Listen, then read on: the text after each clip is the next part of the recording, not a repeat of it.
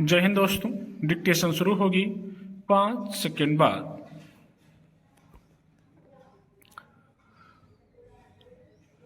हमारा भारतीय समाज लोकानुरागी रहा है। लोक उसकी आत्मा का हिस्सा रहा। लोक के आलोक में ही उसका जीवन दीप्त होता था। लेकिन धीरे धीरे शहरीकरण ने लोक को हाशिए पर धकेल दिया है। इसका दुष्परिणाम समाज भोग रहा है।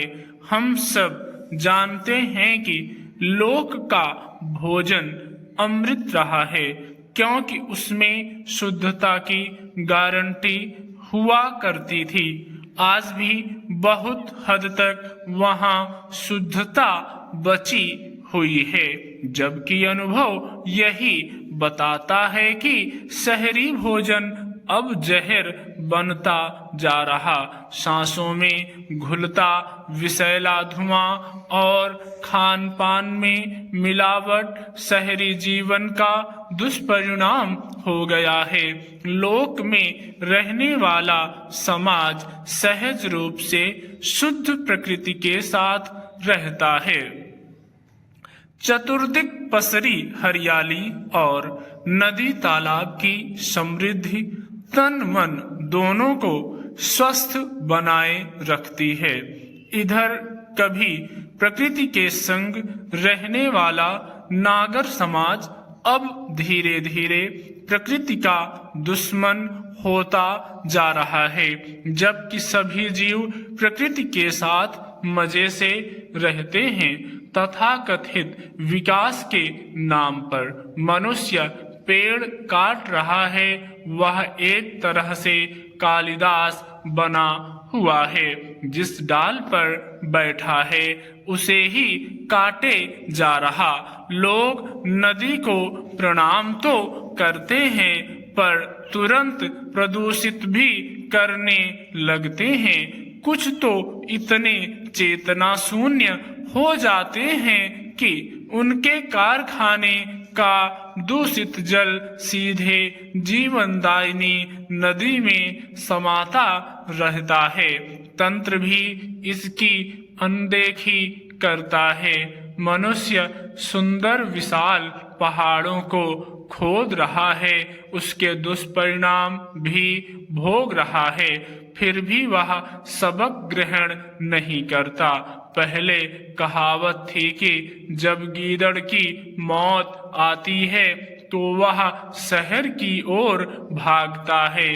अब गीदड़ की जगह मनुष्य शब्द का प्रयोग करना चाहिए। धीरे धीरे अपने ही गांव से मनुष्य का मोह भंग हो रहा है।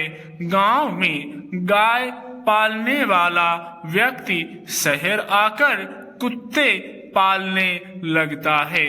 यह अजीब सा बदलाव है।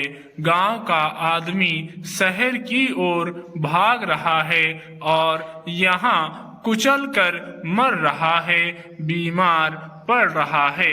गांव में रहते हुए जिस व्यक्ति के फेफड़े दुरुस्त थे, शहर में आकर वही फेफड़ा प्रदूषण का केंद्र बन गया है। पूरा शरीर बीमारियों का घर बनता जा रहा है।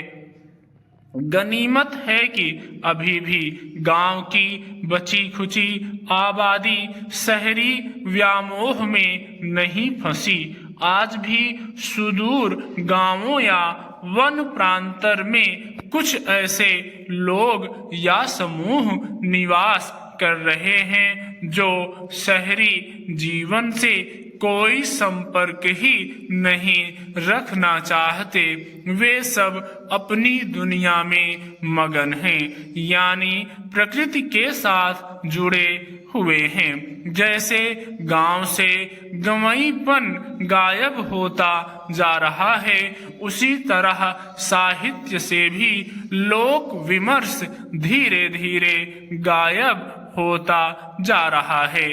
उसकी जगह महानगरीय जीवन और उसके संक्रमण केंद्र में आते जा रहे हैं। कहानी, कविताओं में, उपन्यासों में गांव की सौंधी खुशबू गायब है। स्टॉप।